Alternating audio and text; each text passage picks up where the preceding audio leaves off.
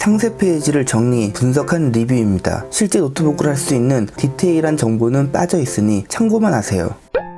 반가워요, 다승이 아빠예요.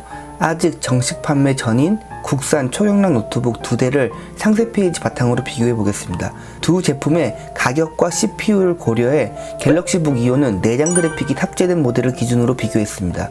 구매하실 때 참고하세요. 먼저 예판 가격은 동일합니다. 그런데 사은품은 삼성이 훨씬 좋습니다. 예판 끝나고 한두 달 지나면 가격은 좀 떨어질 것으로 예상하는데 큰 변화는 없을 거라 생각합니다. 로고는 누가 더 구린가를 비교하기 위해 표에 넣었습니다. 원래 LG나 삼성이나 비슷하게 구렸는데 그램이 그램 로고 달고부터 괜찮아졌죠. 삼성은 여전히 삼성입니다.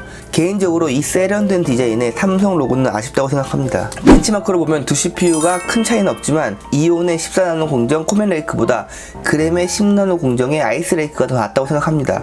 물론 내장 아이리스 플러스보다 지포스 MX250이 그래픽 작업에서 더 좋은 성능을 낼 것으로 보이지만 초경량 노트북의 사용 목적을 감안해서 배터리 효율로 보면 10나노 공정의 아이스레이크가 좀 더 나을 것으로 생각됩니다. 기본 스펙은 둘 다 동일하고 둘 다 추가 업그레이드 가능한 구조를 가졌습니다. 배터리 용량에서 그램의 경량 기술이 빛을 발하죠.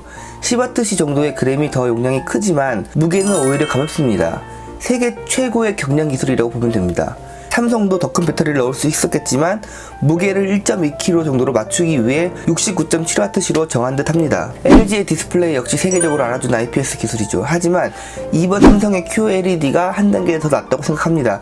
실제로 봐야 확실히 알겠지만 지금까지 정보를 참고해서 보자면 삼성의 디스플레이가 LG를 압도할 것으로 보입니다. 엄밀히 따지면 미세한 차이가 있지만 큰 의미 있는 차이는 아니라고 생각되고 이온의 두께가 그램보다 더 얇다는 것은 주목해서 볼만한 부분이라 생각됩니다. 초경량 노트북의 디자인에 곡선을 넣는 이유가 훨씬 더 얇아 보이기 때문입니다. 그렇기 때문에 그램도 곡선을 이용해서 디자인하고 삼성 노트북 9 오레이지도 곡선 디자인이었죠. 하지만 이온은 직선 디자인으로 초슬림 모델인데도 불구하고 시각적으로 그렇게 얇아 보이지는 않습니다. 무게는 그램이 좀 더 가볍습니다. 사실 삼성이 69.7W의 배터리에 외장 그래픽까지 넣고도 1.26kg으로 15.6인치 노트북을 만든 건 엄청난 기술력인데 그램 때문에 상대적으로 부족해 보이는 건 사실입니다. 삼성 노트북 개발자 입장에서 굉장히 억울할 것 같아요. 이온의 내장 그래픽 모델 역시 1.19kg으로 그램보다는 조금 더 무겁습니다. 하지만 차이가 없다고 봐도 될 정도의 무게 차이입니다. 둘 다 마그네슘 합금바디로 아주 튼튼하게 제작되었습니다.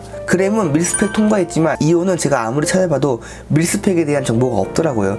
그램보다 더 얇은 두께를 가져가기 위해 내구성에 대한 부분을 조금 양보하지 않았나 생각이 됩니다. 이온의 아우라 실버가 디자인적으로 뛰어나다고 생각합니다. 하지만 저같이 어두운 계열의 노트북을 좋아하는 유저들도 꽤 많습니다. 아우라 실버는 화이트 계열의 밝은 색상이라 깨끗하게 사용하기 위해 관리가 필요할 것으로 보입니다. USB를 적극적으로 사용한다면 아무래도 한계가 더 많은 그램이 낫겠지만 큰 장점이라고 생각되진 않습니다. 다른 것보다 UFS 지원하는 SD카드가 그램은 일반적으로 사용되는 오픈된 형태이고 이온은 트레이 형식으로 되어 있습니다. 자주 사용하지 않는다면 큰 차이 없겠지만 자주 사용한다면 이온의 트레이 형식은 불편할 수 있습니다. 제 구독자분들 중 학생들이 많기 때문에 캔싱턴 락도 중요하다고 생각했습니다. 그램은 보이는데 이온은 안 보이네요. 스피커와 그램은 바닥에 있습니다. 이 전 모델 같은 경우는 제가 들어본 노트북 통틀어 가장 답답한 소리였는데 이번 2020 그램은 아직 잘 모르겠네요.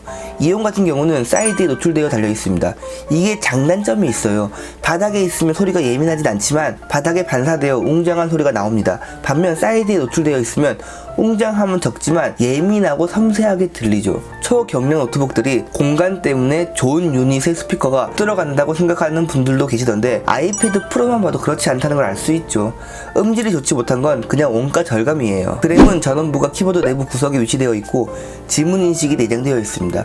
키보드 내부에 전원부가 있는 건 단점이지만 막상 사용하면 그렇게 불편하지 않아요. 그램과 같은 경우는 전원 버튼만 안 튀어나와 있긴 한데 튀어나와 있어도 실사용 시 실수로 누르거나 그런 일들은 없더라고요. 이온은 전원부가 따로 있지만 방향키 위에 지문인식 센서가 있어 시프트가 작아졌습니다.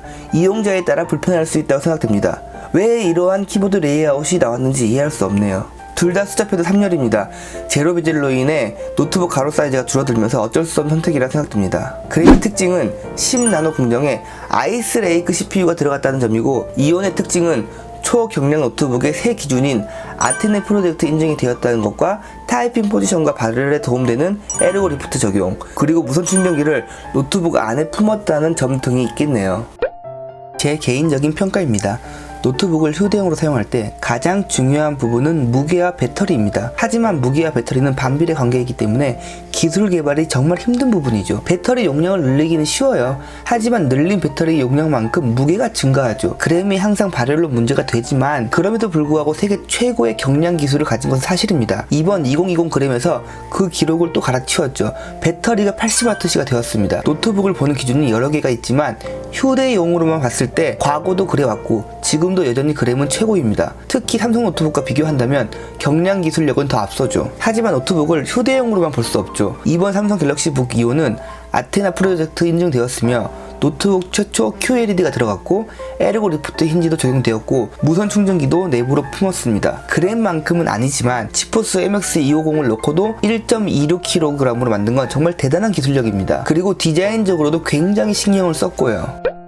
그램은 정말 경량만을 위해 달려온 노트북 같다는 인상을 줍니다. 썬더볼트 3나 고화질 IPS 액정과 같은 프리미엄 노트북으로서 가져야 할 최소한의 기능만 갖고 나머지는 오로지 큰 배터리와 경량에만 신경을 썼습니다. 반면 이번 갤럭시 북 2호는 여러 다방면에서 많은 신경을 쓴 흔적들이 보입니다. 경량 싸움에서 그램한테 안 된다는 것을 알고 그러는 건지 마케팅적인 기술인지는 모르겠지만 쉽게 말해 구매 포인트가 많아졌습니다. 단순한 그램에 질려 있다면 굉장히 재미있는 노트북이 될 수 있습니다. 총평을 하자면 그램은 초경량 휴대용 노트북의 완성형 모델로 완성도가 매우 뛰어납니다. 물론 더딘 발열 처리로 인해 가진 CPU 대비 성능이 안 나오는 것은 사실이지만 성능보다 휴대성이 먼저라면 최고의 선택이 될 수 있습니다. 갤럭시 북 2호는 완벽하게 다시 만든 노트북입니다. 트렌드를 반영한 세련된 부분은 그램을 훨씬 앞섭니다. 그램과의 배터리 차이 10Wc가 나의 사용 환경에 지장을 주지 않는다면 이온이 더 재미있게 활용할 수 있는 노트북이 될 거라 생각합니다. 실제 노트북을 가지고 리뷰할 기회가 생기면 좀 더 디테일하게 리뷰해 보겠습니다. 끝까지 봐주셔서 진심으로 감사드립니다.